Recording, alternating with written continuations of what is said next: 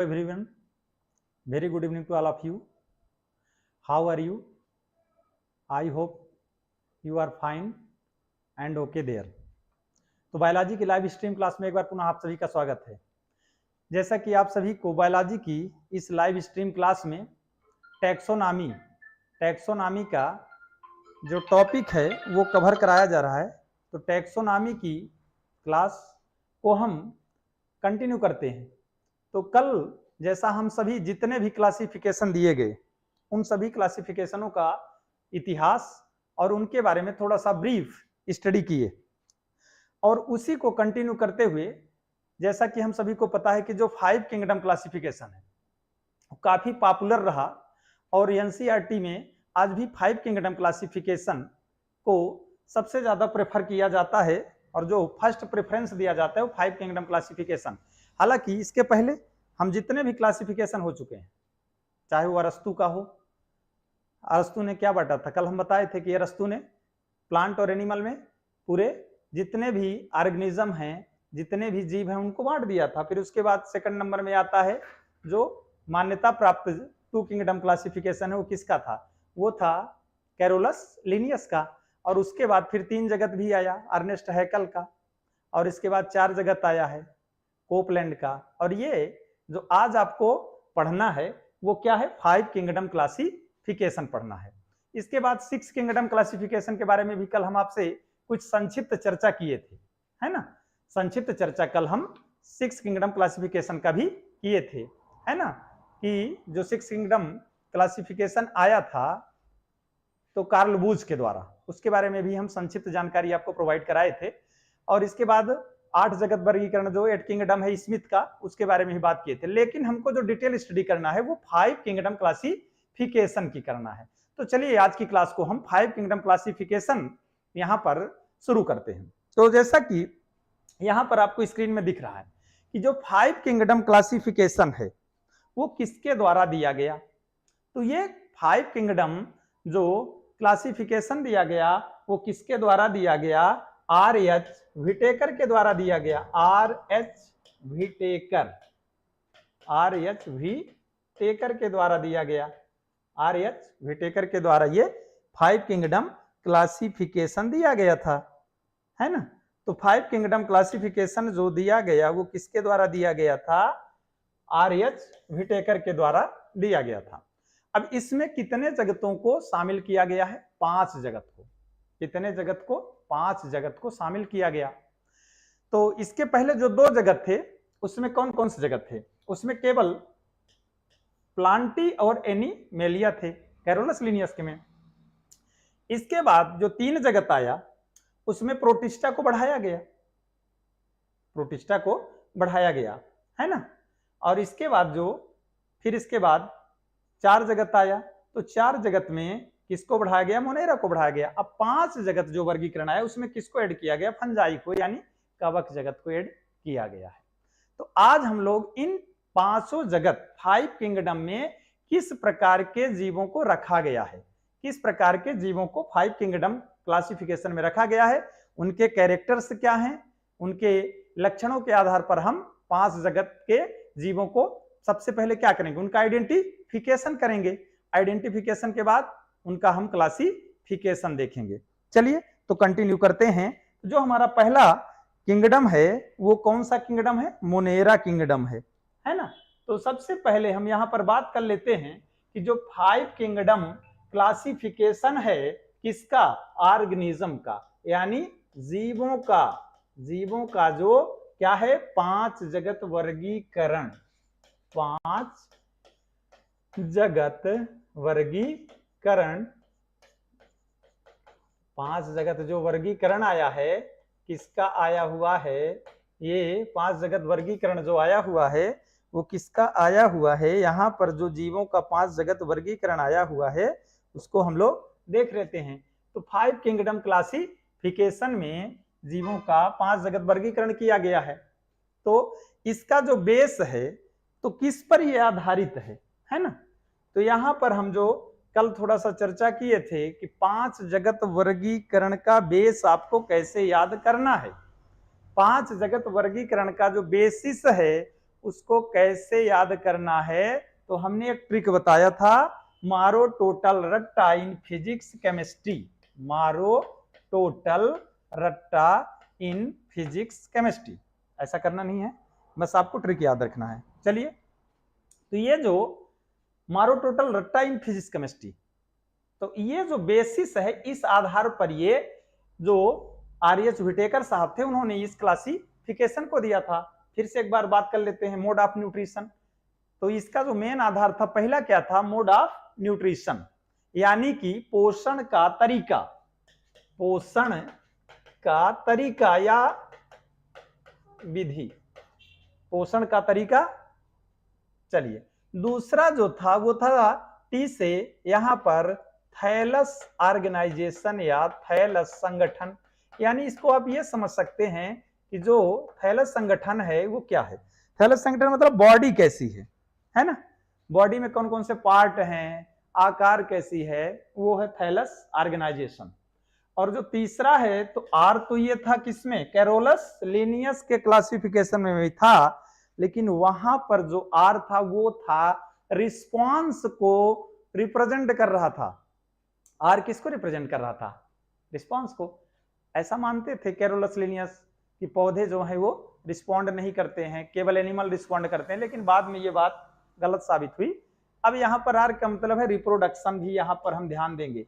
इसमें रिप्रोडक्शन को भी, यानी कि जनन को भी ध्यान में रखा गया है कि कौन सा जनन हो रहा है ना, कौन सा जनन हो रहा है, एसेक्सुअल हो रहा है कि सेक्सुअल हो रहा है ना, अलैंगिक जनन हो रहा है कि लैंगिक जनन हो रहा है ना, इन सब चीजों को भी इसमें ध्यान में रखा गया है अपने क्लासिफिकेशन में। फिर इस जो पी वर्ड जो यहाँ पर आ रहा है, तो ये पी वर्ड हमारा फाइलोजेनी के लिए आ रहा है, फाइलोजेनी से रिलेट है कि मतलब जो संतति है वो किस प्रकार की उत्पन्न हो रही है, यानी कि अपने माता पिता के समान है या कुछ उससे डिफरेंट है ना, ये चीज बताया गया है, इसमें ध्यान में रखा गया है।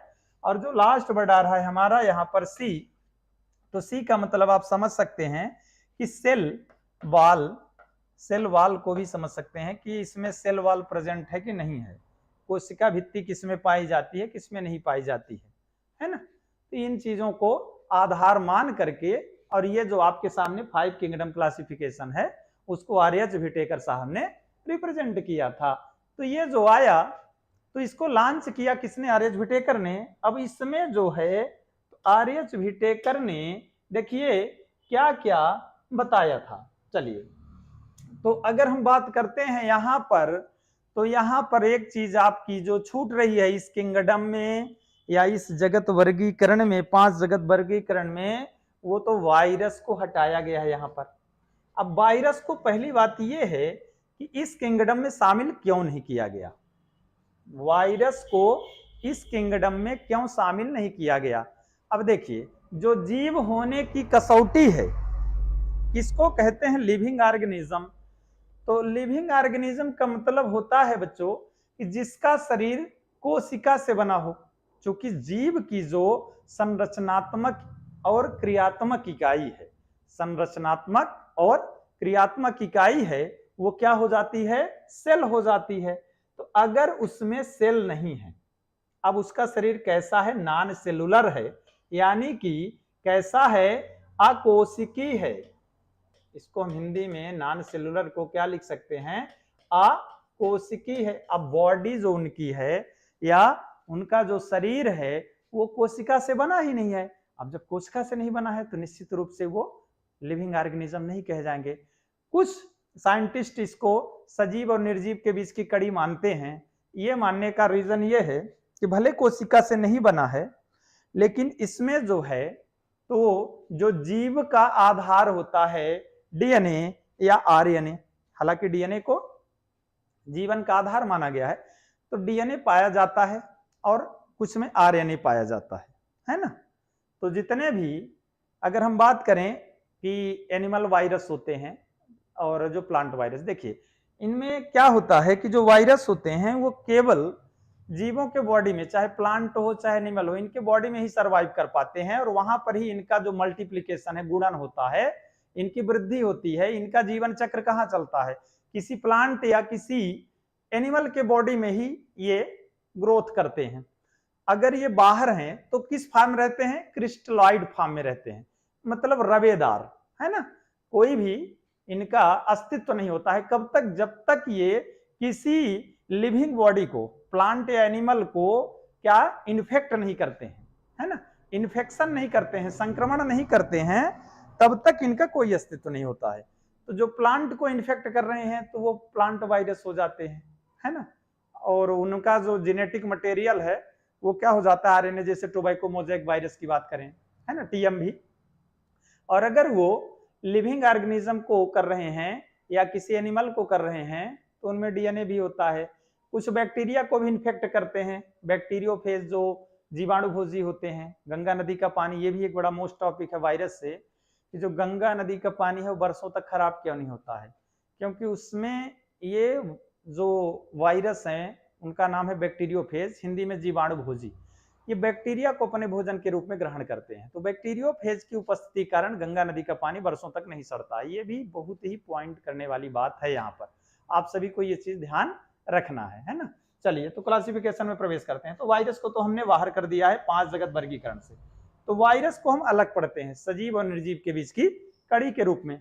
चलिए अब बात कर लेते हैं कि इसमें जो 5 जगत हैं, तो 5 जगत में जो पहला जो जगत है हमारा, वो जो है वो कैसा है? वो है प्रोटिस्टा जगत है, सॉरी कौन सा है? मोनेरा जगत है।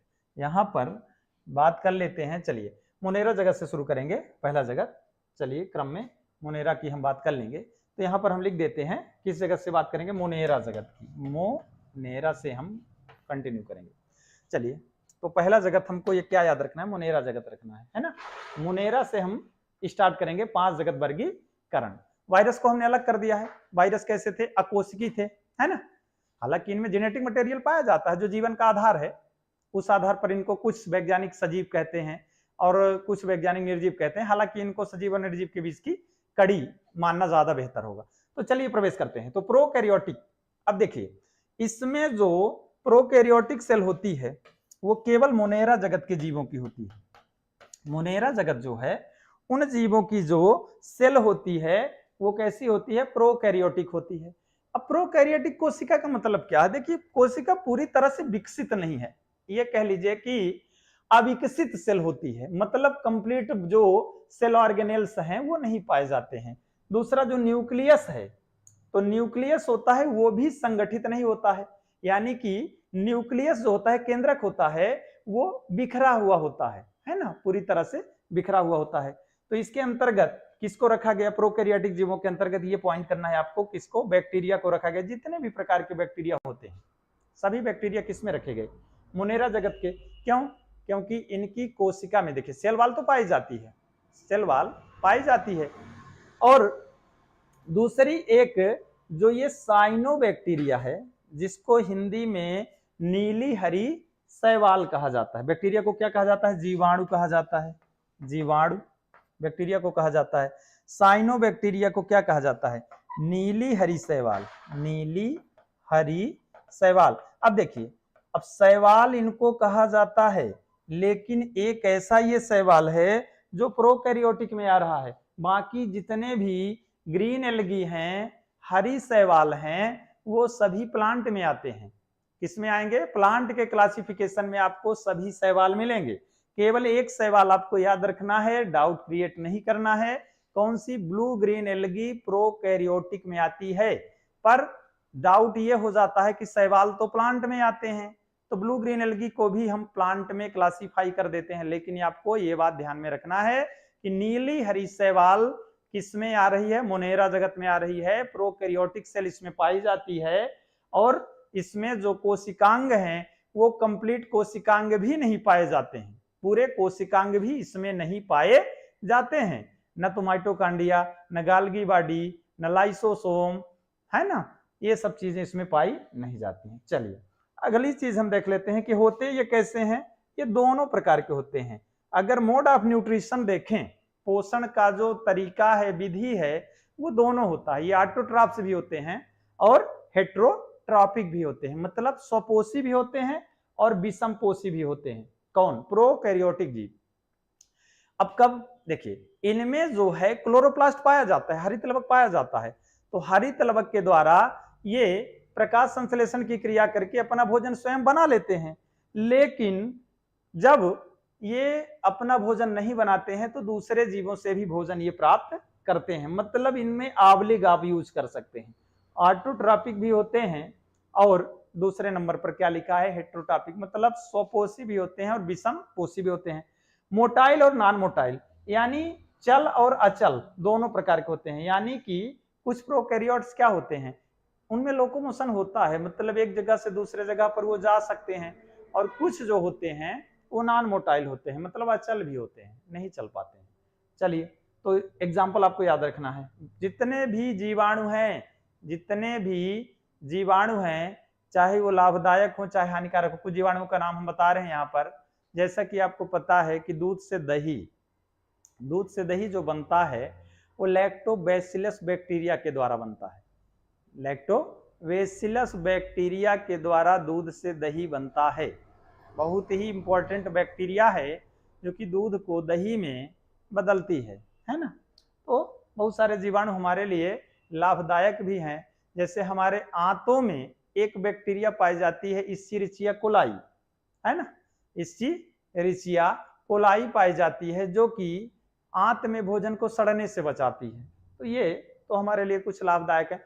बहुत सारे बैक्टीरिया ऐसे हैं कि बैक्टीरियल डिजीज उत्पन्न करते हैं, जीवाणुविक रोग भी इनके संक्रमण से बहुत सारी बीमारी भी हो जाती है ना। बैक्टीरिया से बहुत सारी बीमारी भी हो जाती हैं। चलिए, बहुत सारी बीमारी उनको भी हम रोग वाले टॉपिक में कवर करेंगे और उसका भी ट्रिक बताएंगे कौन कौन सी बीमारी होती हैं जो कि बैक्टीरिया से होती हैं, है ना। तो बहुत सारी बीमारी हमको हो जाती हैं। चलिए, अब बढ़ते हैं हम दूसरे किंगडम की ओर। तो दूसरा किंगडम जो आया, तो दूसरे किंगडम से लेकर के और पांचवें किंगडम, ये चीज आपको याद रखना है। 2 से लेकर के और 5 नंबर तक का किंगडम वाला जितनी भी सेल है, सभी सेल होती हैं यूकैरियोटिक। कैसी सेल होती हैं? यूकैरियोटिक सेल होती हैं। मतलब इनमें जो न्यूक्लियस होता है वो कंप्लीट ऑर्गेनाइज्ड होता है, पूरी तरह से संगठित केंद्रक। अभी हम फिगर में दिखाएंगे आपको, केंद्रक इनका संगठित होता है। इनका केंद्रक तो बिखरा रहता है, लेकिन इनका जो केंद्रक है वो कैसा रहता है, वो बिल्कुल ऑर्गेनाइज्ड रहता है। जितने भी, चाहे प्रोटिस्टा की बात कर लें, फंजाई की बात करें, प्लांटी की बात करें, एनिमेलिया, जितने भी 4 किंगडम हमारे ये शेष हैं। तो इनमें अगर हम बात कर रहे हैं तो प्रोटिस्टा जगत में अगर हम बात करें तो प्रोटिस्टा जगत में कैसे जीवों को रखा गया है? यूनिसेलुलर जीव ये भी हैं, एक कोशिकी जीव हैं। कैसे जीव हैं? एक कोशिकी होते हैं। देखिए, ये भी एक कोशिकी जीव है तो एक कोशिकी। कैसे हैं? एक कोशिकी हैं। लेकिन जो एक कोशिकी हैं, एक कोशिकी के साथ कैसे हैं? प्रोकैरियोटिक हैं, प्रोकैरियोटिक हैं। लेकिन जो ये हमारे हैं प्रोटिस्टा जगत में, ये भी हैं तो यूनिसेलुलर हैं, एक कोशिकी हैं। लेकिन है कैसे? ये यूकैरियोटिक हैं, यूकैरियोटिक हैं। चलिए, याद रखना है आपको, एक कोशिकी और कैसे जीवों को रखा गया? यूकैरियोटिक जीवों को रखा गया है। तो इसमें जो प्रोटिस्टा जगत हमारा है, इसमें कौन आते हैं, ये बात आपको ध्यान रखना है। कौन आते हैं अभी हम फिगर में दिखाएंगे, कुछ के नाम बता रहे हैं। जैसे अमीबा आता है, पैरामीशियम आता है, यूग्लिना आता है ना। ये सभी जो है प्रोटिस्टा जगत में आते हैं, प्रोटिस्ट हैं, है ना। कौन? अमीबा, पैरामीशियम, यूग्लिना, है ना। और इसके अलावा हम बात करें, बहुत सारे प्रोटोजोआ आते हैं इसमें, है ना। बहुत सारे प्रोटोजोआ भी इसमें रखे गए हैं। चलिए, तो ये तो सिंपल आप समझ लीजिएगा कि इसमें जो सेल होगी, अब सेल कैसी हो जाएगी? यूकैरियोटिक हो जाएगी। तो सेल में केंद्रक भी संगठित हो जाएगा।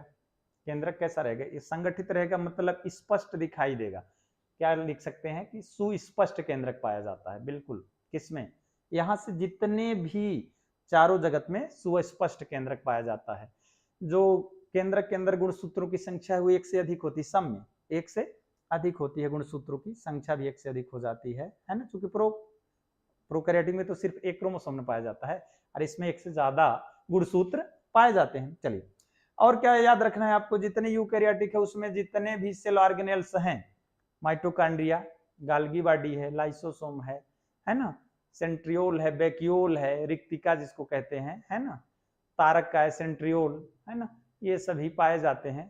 ठीक है, क्लोरोप्लास्ट भी कुछ में पाया जाता है, जैसे इनमें एक होता है जीवी यूग्लिना, प्रोटिस्टा के अंतर्गत आता है। तो यूग्लिना में हरित लवक पाया जाता है और ये स्वपोषी होता है, अपना भोजन स्वयं बना लेता है। चलिए, फंजाई में क्या रखा गया, अब इसमें तो जितने भी बात करें तो कैसे जीव हैं, हेट्रोट्रॉपिक जीवों को रखा गया, माने विषमपोषी जीवों को रखा गया। फंजाई में विषमपोषी है ना, कैसे जीवों को रखा गया है, विषमपोषी जीवों को इसमें रखा गया है ना, विषमपोषी जीवों को इसमें रखा गया है, किसमें, फंजाई में। हेट्रोट्रॉपिक लिखा हुआ है ना, विषमपोषी जीवों को इसमें रखा गया है, विषमपोषी जीवों को रखा गया, किसमें, फंजाई में विषमपोषी जीवों को रखा गया। हेट्रोट्रॉपिक पहले ही लिख दिया है ना। लेकिन ये फंजाई जो होते हैं कवक, वो कैसे होते हैं, नॉन मोटाइल होते हैं, मतलब अचल होते हैं, चल नहीं सकते हैं एक जगह से, है ना। और इसमें कुछ एग्जाम्पल आपको बता रहे हैं जो फेमस हैं, जैसे मशरूम को आप जानते हैं, कुकुरमुत्ता मशरूम जो है वो एक किसका है, फंगस है। बहुत सारे फंगस जो है फंगल डिजीज भी उत्पन्न करते हैं, है ना। इनमें लाभदायक जो है फंगस जो है कम है, लेकिन ज्यादातर क्या है कि हानिकारक है, संक्रमण करते हैं, नुकसान पहुंचाते हैं हमारे बॉडी को। चलिए, अब प्लांटी की अगर हम बात करें तो प्लांटी की जो सेल होती है वो तो पूरी तरह से विकसित होगी, चूंकि कैसी है, यूकैरियोटिक है ना, किसके अंतर्गत आ रहे हैं, यूकैरियोटिक के अंतर्गत इनको हम रख रहे हैं। तो सेल तो पूरी तरह से क्या रहेगी, पूरी तरह से विकसित रहेगी।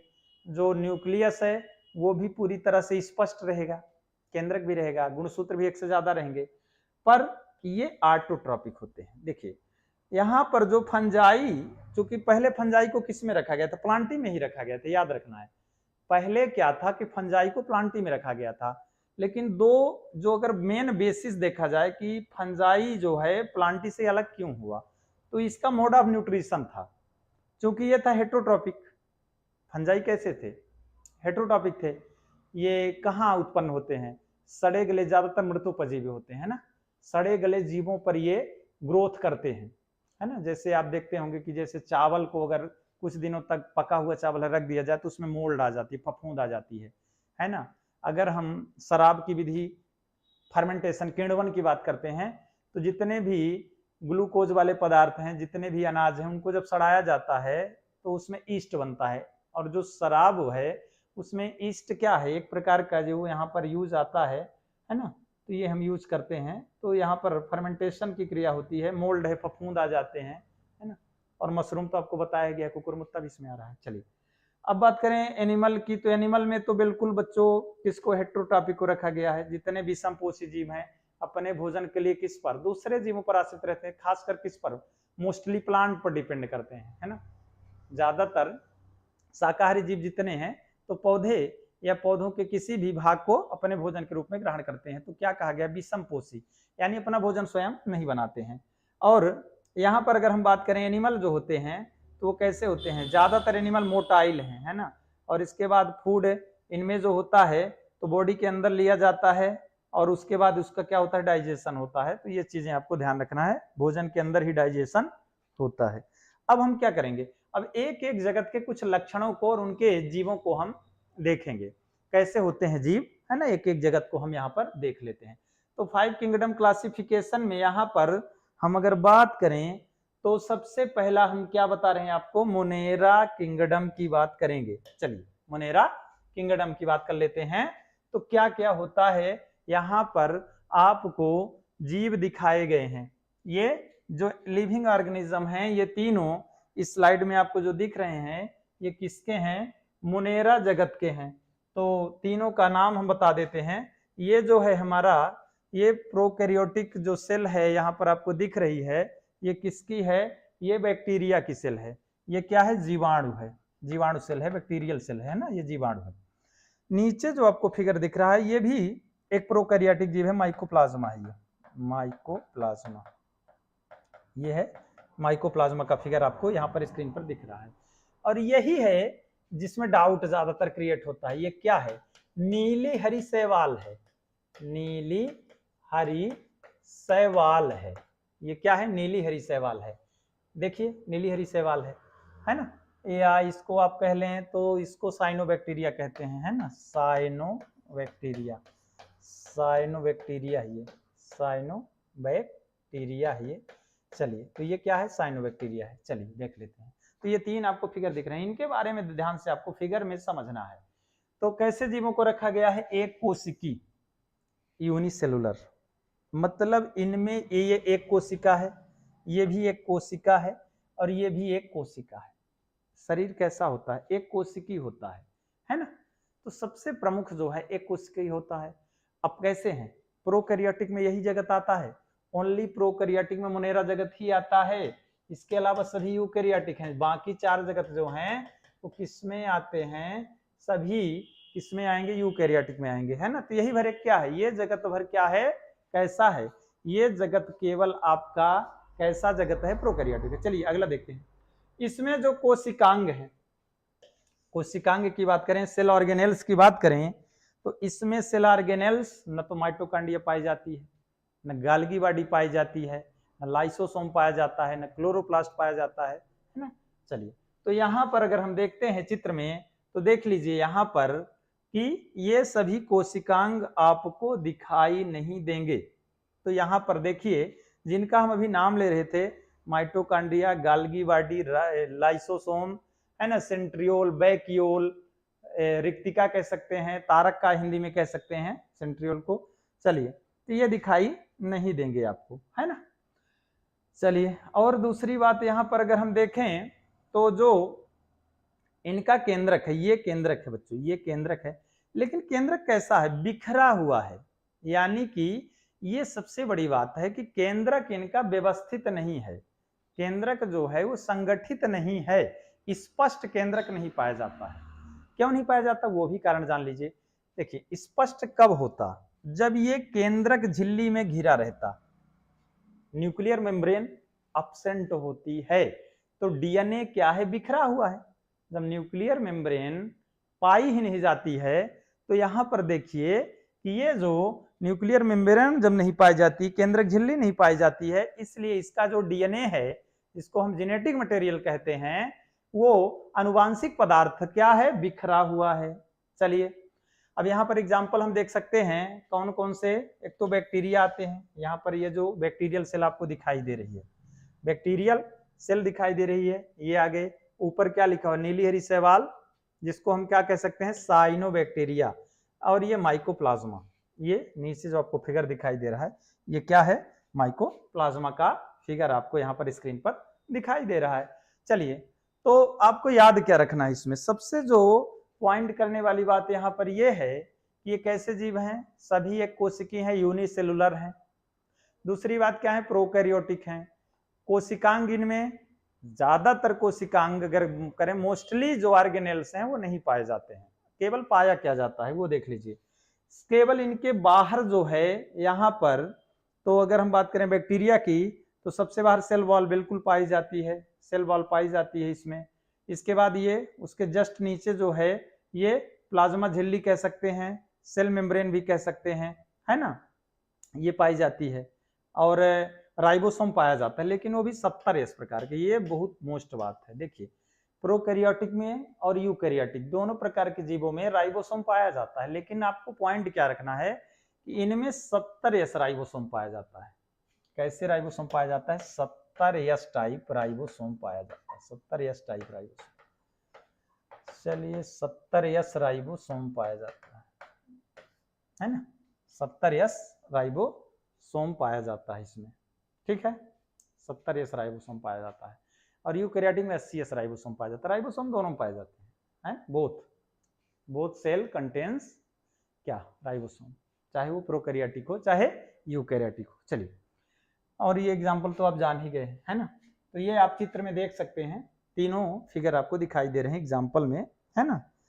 और इनकी जो कोशिका भित्ति होती है बच्चों, वो लाइपोप्रोटीन की बनी होती है ना।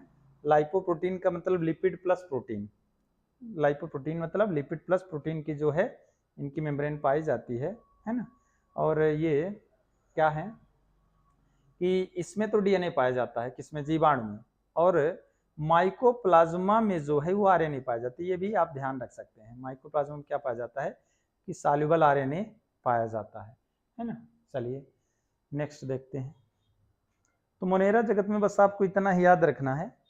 अब हम बात कर रहे हैं मोनेरा जगत की, ये सामने जो आपकी स्लाइड पर हैं ये सब आप देख लीजिए एक बार अच्छे से, है ना। चलिए, तो ये जो आरएनए है वो तो क्या है, विलयन अवस्था, मतलब घुला हुआ, ये कह सकते हैं हिंदी में घुला हुआ आरएनए है, घुला हुआ, दिखाई नहीं देता है, पूरी तरह से घुला हुआ है।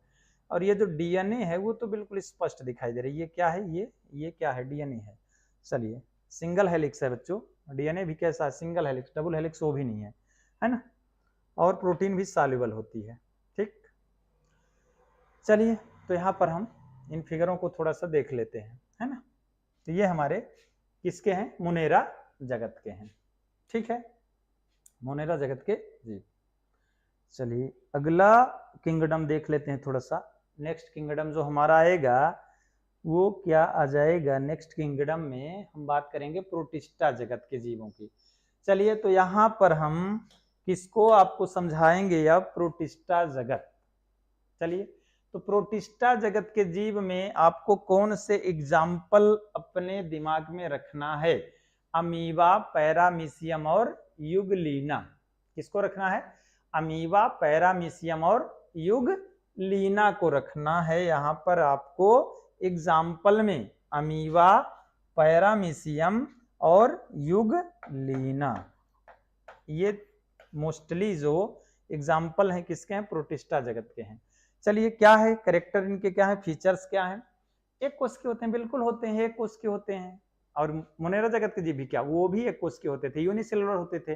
लेकिन डिफरेंस क्या है, जब दोनों एक कोष की हैं तो फिर डिफरेंस, यहाँ पर डिफरेंस है, तो ये डिफरेंस आपको पॉइंट करना है।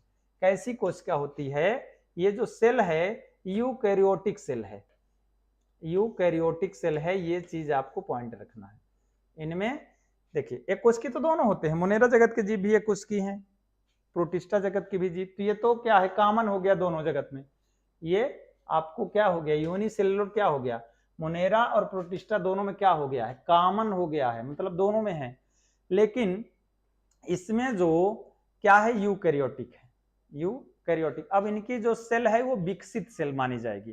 प्रोकैरियोटिक क्या है, प्रिमिटिव ऑर्गेनिज्म है ना, सबसे पहले आने वाले हैं प्रोकैरियोटिक, इस धरती पर सबसे पहले आने वाले जीव हैं, प्रोकैरियोटिक हैं। लेकिन अब ये एडवांस में आएंगे ना, एडवांस ऑर्गेनिज्म कहे जाएंगे, क्योंकि सेल इनकी क्या हो चुकी है, यूकैरियोटिक हो चुकी है। चलिए, अगर हम बात करें इनमें कि जो चलन अंग होते हैं, लोकोमोटिक ऑर्गन, तो यहाँ सिलिया और फ्लैजिला, सिलिया और फ्लैजिला, है ना। तो सिलिया, फ्लैजिला, अगर अमीबा की बात करें तो इसका जो चलन अंग है वो कूटपाद होता है। क्या होता है, कूटपाद। क्या, कूटपाद को आप कह सकते हैं स्यूडोपोडिया, स्यूडो, है ना, स्यूडोपोडिया, है ना, कूटपाद पाया जाता है, मतलब झूठा पैर, जिसको आप झूठा पैर कह सकते हैं, कूट मतलब पैर, ये अपना देखिए यहाँ पर चित्र में समझिए, जैसे जिधर इसको चलना होता है ना, अपने जीव द्रव्य को उधर आगे धकेल करके और अपने बॉडी को आगे बढ़ा लेता है ना। तो ये कूटपाद इसमें पाया जाता है। यहाँ पर हमारे सामने स्क्रीन पर क्या है, अमीबा का फिगर है। चलिए, क्या क्या पाया जाता है इसमें, बिल्कुल देखिए यूकैरियोटिक का पहला लक्षण आ गया, ये आपको पॉइंट कर रहे हैं। इसका जो केंद्रक है वो पूरी तरह से कैसा है, सुविकसित केंद्रक, सुविकसित मतलब स्पष्ट और सुविकसित केंद्रक इसमें दिखाई दे रहा है, ये आपको दिखाई दे रहा है कैसा केंद्रक है, सुविकसित है ना। और जो इसमें एक चीज और आपको याद रखना है कि ये जो भोजन ग्रहण करता है, यहाँ पर देखिए ये फिगर में दिख रहा है फूड पार्टिकल, है ना। तो ये फूड पार्टिकल को यहाँ से ऐसे करके ये ऐसे ग्रहण कर लेता है ना। तो इसमें भोजन ग्रहण जो हो रहा है, तो ये वैक्यूल से, रिक्तिकाओं से ये भोजन ग्रहण करता है ना, रिक्तिकाओं से ये अपना भोजन ग्रहण करता है। इसमें सबसे बाहरी परत जो ये आपको ये दिखाई दे रही है, ये है सेल मेम्ब्रेन, या आप इसको कह लीजिए प्लाज्मा मेम्ब्रेन, प्लाज्मा मेम्ब्रेन भी कह सकते हैं, और क्या कह सकते हैं, सेल मेम्ब्रेन भी कह सकते हैं, यानी कोशिका झिल्ली, हिंदी में क्या कहेंगे, कोशिका झिल्ली पाई जाती है ना। न्यूक्लियस तो स्पष्ट ही है। ये जो हम अभी बता रहे थे, इनका जो प्रचलन अंग ये है, ये जो बाहर ऐसे निकाल रहे हैं जिधर चलना होता है, ये स्यूडोपॉड्स है, यानी कूटपाद है, झूठे पैर हैं। इसमें जो ये अर्ध तरल पदार्थ एक भरा रहता है पूरे सेल में, इसी को क्या कहा जाता है, अर्ध तरल पदार्थ को कोशिका द्रव्य कहा जाता है, साइटोप्लाज्म या कोशिका द्रव्य, है ना। चलिए, कोशिका द्रव्य पाया जाता है इसमें, बिल्कुल पाया जाता है ना। तो ये अब भोजन यहाँ से ये अपने रसधानियों से ग्रहण करते हैं, है ना। और कैसे होते हैं, दोनों प्रकार के होते हैं, स्वपोषी विषमपोषी, यहाँ पर दोनों लिखा हुआ है। तो क्यों लिखा गया, देखिए स्वपोषी का मतलब जो ये युगलीना होता है, युगलीना ये तो स्वपोषी होता है, बिल्कुल होता है, इसमें क्लोरोप्लास्ट पाया जाता है, इसमें याद रखना है। युगलीना जो होता है वो स्वपोषी होता है, क्योंकि इसके पास क्या होता है, क्लोरोप्लास्ट पाया जाता है। और इसको एक चीज और याद रखना है, युगलीना जो है वो एक ऐसा जीव है, यानी स्वपोषी और विषमपोषी दोनों प्रकार का हो सकता है, दोनों प्रकार का हो सकता है, ऑटोट्रॉप्स भी होता है, हेटेरोट्रॉप्स भी होता है ना। ठीक है। और एक चीज, इसको पादप और जंतु के बीच की संयोजी कड़ी भी कहा गया है, किसको, युगलीना को, है ना। संयोजी कड़ी के नाम से भी पूछता है, तो युगलीना उसमें आता है ना। चलिए, तो दोनों प्रकार के जीव हैं, ठीक, अमीबा, पैरामीशियम और युगलीना। चलिए, तो अमीबा तो अपना आकार बदलता रहता है, स्यूडोपोडिया बना करके, है ना, कूटपाद बना करके। यहाँ पर देखिए, अभी ये देखिए फिगर बना है ना, ये जरूरी नहीं कि ये अमीबा का एक फिक्स फिगर है, ये अपना आकार बदल लेता है, जैसा भी आप बना देंगे ना, जैसा भी इसको आप बना सकते हैं, ये आपका अमीबा ही कहलाएगा। अमीबा का जो है वो बॉडी ऑर्गेनाइजेशन जो होता है वो निश्चित नहीं होता है ना, निश्चित बिल्कुल नहीं होता, बदलता रहता है आकार, इसका चेंज कर लेता है ना, किसके आधार पर, अपने जीव द्रव्य को इधर उधर गति करा करके और कूटपाद बना करके, स्यूडोपोड बना करके, और अपने शरीर की आकृति को, ये स्ट्रक्चर को बदल लेता है। और अगर हम बात करें पैरामीशियम की, तो पैरामीशियम की आकृति बिल्कुल चप्पल जैसे होती है ना, स्लीपर शेप्ड होती है, चप्पल जैसी इसकी हम आकृति यहाँ पर देख सकते हैं, देख लीजिए यहाँ पर, ये जो सामने आपके फिगर में है दिख रहा है ना, तो ये आपको दिख रहा होगा, तो ये यहाँ पर कैसा दिखाई दे रहा है आप सभी को, चलिए देखते हैं। तो इसमें इसका जो ये छोटे छोटे रेशे दिख रहे हैं, है ना, तो ये क्या है कि कैसा पाया जा रहा है, यहाँ पर देखिए, ये सिलिया, सिलिया हिंदी में इसको कहते हैं बच्चों पक्षमाभ, पक्षमाभ, ये सिलिया क्या है, पक्षमाभ है, ठीक है। तो ये यहाँ पर आपको ये एग्जाम्पल में देख लेना है ना। तो ये जो फिगर आपका बन के तैयार है, किस प्रकार है, बिल्कुल स्लीपर जैसे आपको दिखाई दे रहा होगा, शेप इसकी, है ना। और इसके बाद ये किस जगत का है, ये प्रोटिस्टा जगत का है ना। किस जगत का जीव है ये, प्रोटिस्टा जगत का है, पैरामीशियम है ना। तो ये पैरामीशियम है। चलिए, तो पैरामीशियम है। और अगर हम बात करें, युगलीना भी आपको दिखा रहे हैं, युगलीना कुछ साइज में इस प्रकार से होता है, देख लेते हैं। ये हमारे साथ ऐसा कुछ बॉडी स्ट्रक्चर इसकी होती है ना, ऐसा ये जो होता है इसका, है ना। तो ये इसमें पाया जाता है फ्लैजिला, इसको कसाभिका कहते हैं, कसाभिका प्रचलन अंग इसका है, लोकोमोटिव आर्गन जो है वो कसाभिका होती है। बाकी लाइकेज युगलीना ही कह सकते हैं यहाँ पर इसका भी, है ना। तो युगलीना जो होता है लाइकेज किसके, पैरामीशियम जैसे ही होता है ना। पर अंतर यही है कि उसमें छोटे छोटे सिलिया थे, ये नहीं पाया जाए, ऐसे सिलिया नहीं होते हैं, ये पाया जाता है। और इसी में ये क्या करता है कि एक संकुचन और शिथिलन करता है ना। और इसी में जब वो एक तरंग उत्पन्न करता है तो आगे बढ़ता है। तो इसका जो ये चलन अंग है ये कसाभिका है, और उनका क्या था, पक्षमाभ था, सिलिया था, है ना। बाकी ये भी किस जगत का है, प्रोटिस्टा जगत का ही ये जीव है। चलिए अगले जगत में थोड़ा सा डिस्कस कर लेते हैं। चलिए हमारे सामने अब आ चुका है कौन सा जगत आ गया है बच्चों, फंजाई यानी कवक जगत। कवक जगत की बात हम कर लेते हैं। चलिए तो कवक जगत की बात करते हैं। कौन सा जगत आ गया है यहाँ पर हमारे सामने जो स्क्रीन पर आ चुका है, वो कौन सा जगत है, कवक जगत। ये कौन सा है, कवक जगत। पहले इसको किस में रखा गया था, पहले इसको प्लांटी किंगडम में रखा गया था, यानी पौधों के साथ रखा गया था। बाद में इसको अलग किया गया इसके मोड ऑफ न्यूट्रिशन के आधार पर, पोषण की विधि के आधार पर, क्योंकि हेट्रोट्रॉपिक होता है ना। कैसा होता है, पहला ही पॉइंट दे दिया है। अगर ये ऑटोट्रॉपिक होता तब तो ठीक था, प्लांट में बिल्कुल प्लांट में रखना चाहिए, लेकिन मोड ऑफ न्यूट्रिशन इसका चेंज हो रहा है। और जो बेसिस हमने पहले बता दी हमारो टोटल 10 फिजिक्स केमिस्ट्री, तो मोड ऑफ न्यूट्रिशन में ही फेल हो रहा है, मोड ऑफ न्यूट्रिशन में ही ये चेंज हो रहा है। तो यहाँ पर इसको हटा करके और किस में रख दिया गया है, प्लांट से हटा करके अलग से इसके एक किंगडम बनाया गया, किसको, फंजाई।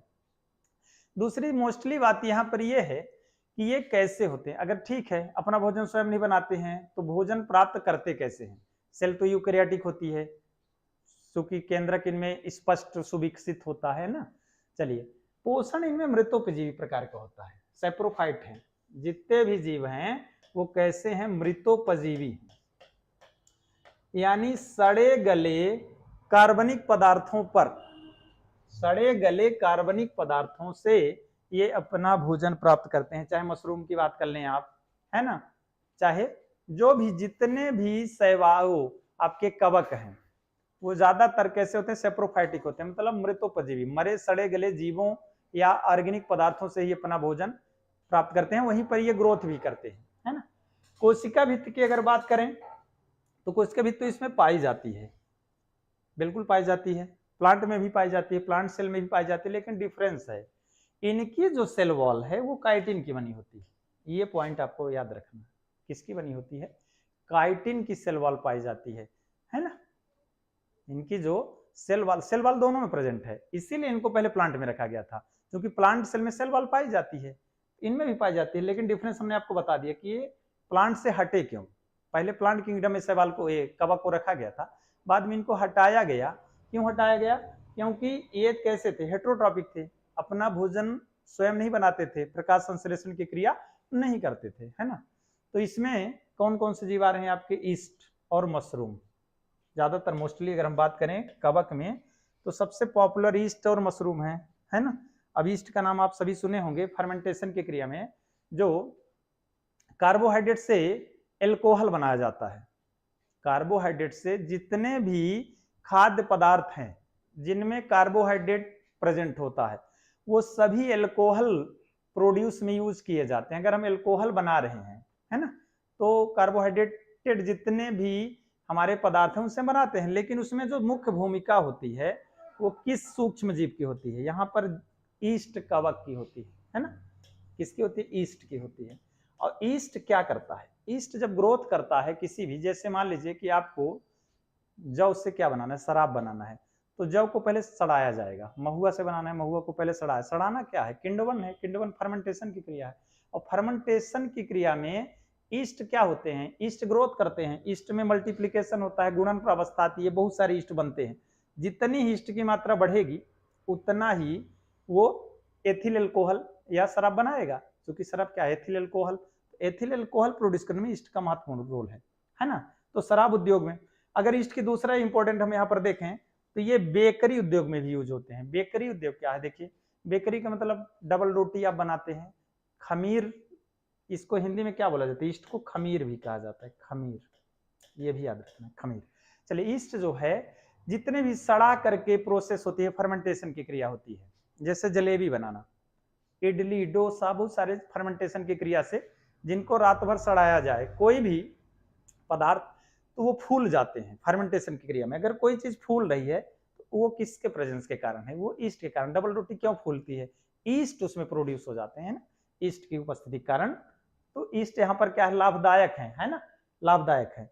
शराब उद्योग में तो आपको बता ही दिए हैं। चलिए मशरूम, मशरूम जो होता है वो काफी प्रोटीनस फूड प्रोडक्ट है। जो अगर हम बात करें तो जितने भी भोज्य पदार्थ हैं उनमें सबसे ज्यादा प्रोटीन की मात्रा किस में होती है, मशरूम में होती है। तो बहुत ही पोषक तत्व वाला पदार्थ है, मतलब प्रोटीनस फूड प्रोडक्ट आप कह सकते हैं, प्रोटीन युक्त खाद्य पदार्थ है और काफी इसीलिए कॉस्टली भी है, महंगा भी है मशरूम, है ना। तो पर मशरूम, सभी मशरूम नहीं खाए जाते हैं, ये भी आपको बात याद यहाँ पर है। मशरूम आप चित्र में देख सकते हैं, देखिए कुछ मशरूम जहरीले भी होते हैं, ये याद आपको रखना है कि सभी मशरूम भोजन के रूप में ग्रहण नहीं किए जाते हैं। अगर ये कोई कहे कि हम कोई भी मशरूम को खाएंगे, इनकी खेती होती है, इनको भी क्या किया जाता है, उगाया जाता है ना, मशरूम की खेती होती है। तो खाने वाले मशरूम अलग होते हैं, कुछ मशरूम जो होते हैं विषैले टॉक्सिक होते हैं, है ना, वो भी आपको याद रखना है। चलिए, सभी मशरूम नहीं खाए जाते हैं। अच्छा, एक और इम्पोर्टेंट आपको बात बताए, बहुत सारे फंजाई से जो बन रही है वो क्या बन रही है, एंटीबायोटिक औषधियां भी बन रही हैं। एक बड़ा मोस्ट इनका यूज क्या है कि एंटीबायोटिक जो औषधियां बनती है, जैसे यहाँ पर एक नाम यहाँ लिखा हुआ है पेनिसिलियम नोटेटम का।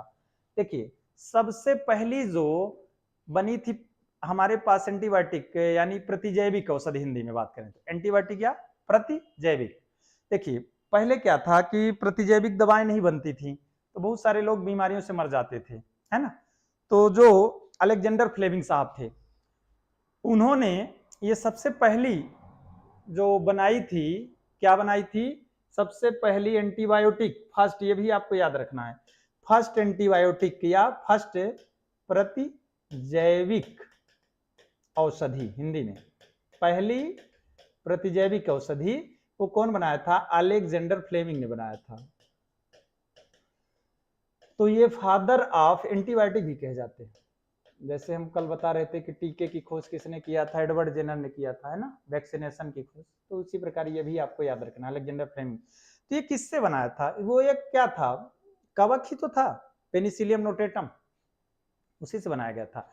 और किसके लिए बनाए थे, ये जो सबसे पहली ये एंटीबायोटिक्स आपकी आई थी, है ना, तो ये पेनिसिलियम नोटेटम क्या थी, सड़नरोधी थी, है ना, घाव को पकने से बचाने में पेनिसिलिन के नाम से ये सबसे पहली आई थी। ये तो पेनिसिलियम नोटेटम किसका नाम है, कवक का नाम है, जिससे कौन सी एंटीबायोटिक बनती है, पेनिसिलिन बनती है ना। उसके बाद तो बहुत सारी आई एंटीबायोटिक, जैसे टीबी का आपका आ गया था, है ना, और उसके बाद तो बहुत सारे एमोक्सिसिलिन आई, है ना, क्लोरमफेनिकॉल बनी, है ना, अब तो सारी बहुत सारी हैं। लेकिन जो ये बनी थी स्ट्रेप्टोमाइसिन, फिर बनी थी उसकी टीबी की। तो पहले टीबी क्या था, एक लाइलाज बीमारी थी, है ना, जब स्ट्रेप्टोमाइसिन बनी तब से टीबी क्या हो गई, फिर उसका इलाज संभव हो पाया नहीं, बहुत सारे लोगों की मौत हो जाती थी। चलिए अगले जगत पर थोड़ा सा डिस्कस कर लेते हैं, है ना। तो यहाँ पर जो फंजाई जगत है उसके बारे में आप सभी को पता चल गया। इन चीजों को आपको ध्यान रखना है कि हेट्रोट्रॉपिक होते हैं, अगर ये हेट्रोट्रॉपिक ना होते तो प्लांट में इनको अभी तक रखा गया होता, बाद में अलग किया गया प्लांट से, तो हेट्रोट्रॉपिक होने के चलते किया गया। और दूसरा डिफरेंस ये था, कोशिका भित्ति इनकी थी काइटिन की बनी थी, है ना।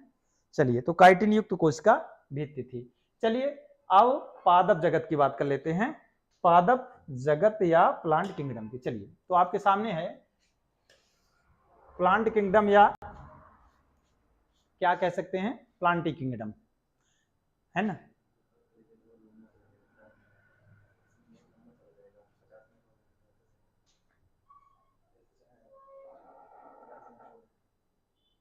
तो ये आपका पादप जगत है, प्लांट किंगडम है। चलिए, तो प्लांट किंगडम में आपको बस ये याद रखना है कि अभी हम जस्ट इसके पहले किसको बता रहे थे कि पहले जो फंजाई थे वो फंजाई किस में रखे गए थे, इसी किंगडम में रखे गए थे।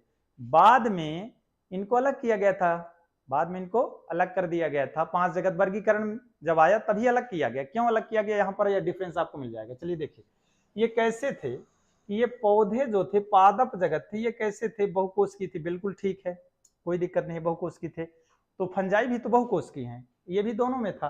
कोशिका भी, बिल्कुल कोशिका भी दोनों में थी। यूकैरियोटिक, बिल्कुल फंजाई भी थे, इसके आधार पर तो अलग हुए नहीं। अब जो अलग हुए तो यहां पर आ गया मोड ऑफ न्यूट्रिशन।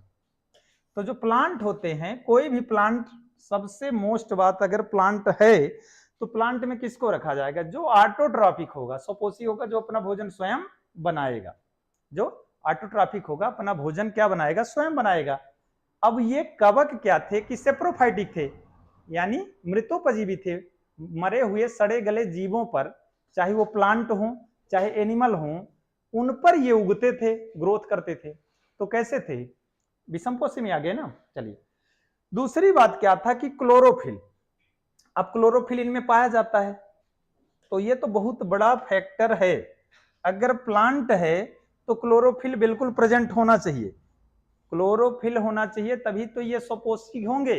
प्रकाश संश्लेषण की क्रिया तभी कर सकते हैं जब ये कैसे होंगे, क्लोरोफिल्ड होंगे, क्लोरोफिल युक्त होंगे। हरित लवक अगर नहीं पाया जाएगा तो प्रकाश संश्लेषण पॉसिबल ही नहीं है। तो क्लोरोफिल अगर है तो पौधे हैं, क्लोरोफिल अगर नहीं है तो वो प्लांट्स में नहीं रखे जाएंगे। ये भी एक बेसिस आप ले सकते हैं। तो दो बेसिस आपको याद रखना है कि एल्गी, वो जो हमारे इसके पहले थे फंजाई, वो कैसे थे? हेट्रोटॉपिक थे, मतलब स्वपोषी नहीं थे। ये स्वपोषी होते हैं और क्लोरोफिल भी उनमें एब्सेंट था, है ना।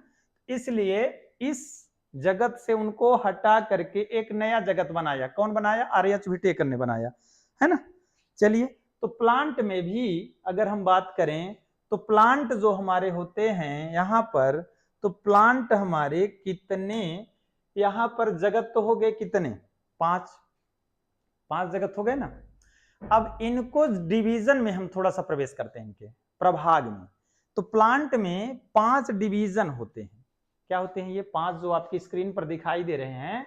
ये क्या हैं? डिवीजन है, यानी हिंदी में प्रभाग। पौधों को 5 प्रभागों में बांट दिया गया। कितने? 5 प्रभागों में बांटा गया। थैलोफाइटा, ब्रायोफाइटा, टेरिडोफाइटा, जिम्नोस्पर्म और एंजियोस्पर्म। तो इनमें ये 5 आपको याद रखना है। ये क्या है? 5 डिवीजन है। किसके? पादप जगत के। 5 तो जगत हम पढ़ रहे थे, अब उसके अंदर हम चल रहे हैं। तो पादप जगत को 5 डिवीजन में या 5 प्रभागों में बांट दिया गया।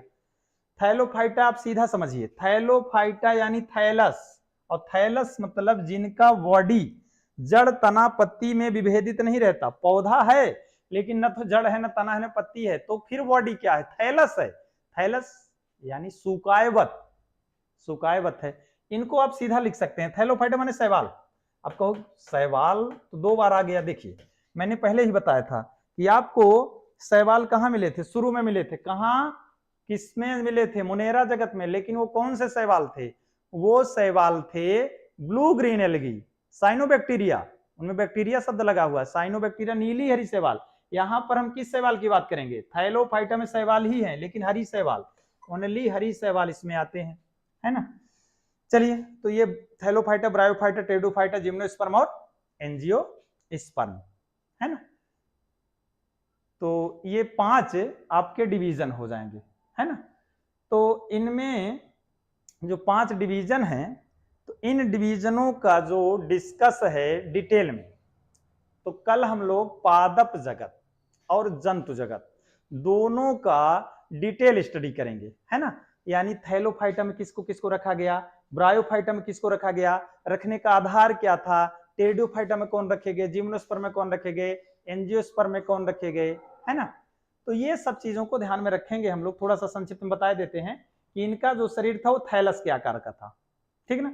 ब्रायोफाइटा की अगर हम बात कर लेते हैं तो ब्रायोफाइटा में क्या होता था कि इनमें संवहनी ऊतक नहीं पाए जाते थे, मतलब जाइलम फ्लोएम नहीं पाए जाते थे, जो कि पौधों में होना चाहिए, है ना। जाइलम फ्लोएम एक महत्वपूर्ण फैक्टर है, तो वो नहीं पाया जाता था, ठीक है। चलिए, तो इनके बारे में पढ़ेंगे। जिम्नोस्पर्म में ऐसे पौधों को रखा गया कि जिनके जो बीज हैं वो फलों के भीतर नहीं पाए जाते हैं। अगर जिम्नोस्पर्म का हम बात करें तो क्या लिखा हुआ है? नग्न बीजी। नग्न बीजी मतलब बाहर से ही आपको बीज दिख जाएंगे। कौन कौन से? जैसे पाइनस की बात कर लें, साइकस की बात कर लें, है ना। पाइनस, साइकस, इन सब पौधों के बारे में हम डिटेल में पढ़ेंगे, है ना। एंजियोस्पर्म में आएंगे तो अपने यहाँ ज्यादातर पौधे जो पाए जाते हैं अपने यहाँ इस क्षेत्र में, है ना, तो ज्यादातर एंजियोस्पर्म प्लांट पाए जाते हैं। आवृत बीजी, आवृत मतलब क्या होता है? ढका हुआ बीजी। बीज क्या होते हैं? फल के अंदर ढके हुए होते हैं। इन प्लांटों के जो बीज हैं वो फलों के अंदर ढके होते हैं। तो ये तो संक्षिप्त आपको बताया गया, लेकिन पादप जगत में हम पूरे जगत, ये जो डिवीजन है आपके 5 division, Thallophyta, bryophyta, pteridophyta, angiosperm, gymnosperm, इनको डिटेल में आपको अगली क्लास में कल पादप जगत और जंतु जगत, क्योंकि जंतु जगत काफी लंबा है, उसमें बहुत सारे क्या आ जाएंगे? आपके फाइलम आ जाएंगे। इसमें जैसे डिवीजन आ रहे हैं ना, तो उसमें क्या आएंगे? संघ आ जाएंगे, फाइलम आएंगे, है ना। बहुत सारे फाइलम आएंगे, जैसे Porifera, Coelenterata, Cnidaria, Platyhelminthes, Nematoda, Mollusca, Arthropoda, ये सभी फाइलम आ जाएंगे, तो काफी लंबा हो जाएगा, है ना। तो कल की क्लास के लिए हम इनको रखते हैं, किसको, ये पादप जगत के डिवीजन कल, और जंतु जगत। तो जंतु जगत में जो फाइलम है, तो 10-11 संघ हैं जो, और कौन कौन से जीव आते हैं। तो कल की पूरी क्लास हमारी पादप जगत और जंतु जगत पर फोकस रहेगी, है ना। तो कल हम पादप जगत और जंतु जगत को अगली क्लास में पढ़ेंगे। तो आज की क्लास में बस इतना ही। टेक केयर और अपना ख्याल रखें।